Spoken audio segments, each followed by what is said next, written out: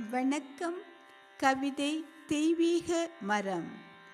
வாழையடி வாழையாக வாழ்வாங்கு வாழ்கவென வாழ்த்துவது வாழை போல தன்னலமற்று தழைத்து வம்சம் தழைக்க வேண்டுமென்ற சிந்தையிலே சுப நிகழ்வுகளில் வாசலிலே வாழை மரம் குலையோடு கட்டுவது தமிழர் மரபு ஆகும்.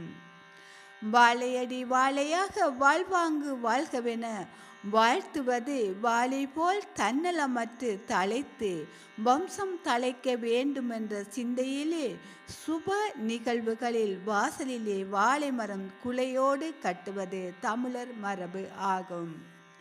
வாழை மரம் குலை போடுவதோடு நின்று விடாது, தன்னடியில் வாழை கன்றுகளை உருவாக்குகின்றது.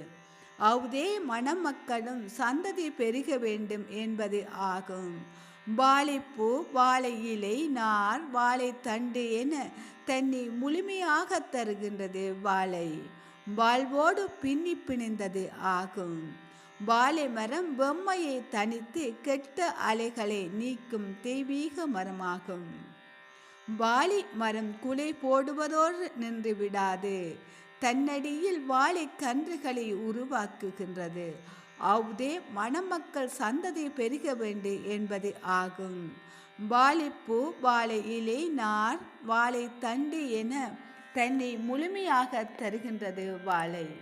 வாழ்வோடு பின்னி பிணைந்ததாகும். வாழை மரம் பொம்மையை தணித்து கெட்ட அலைகளை நீக்கும் தெய்வீக மரமாகும். நன்றி.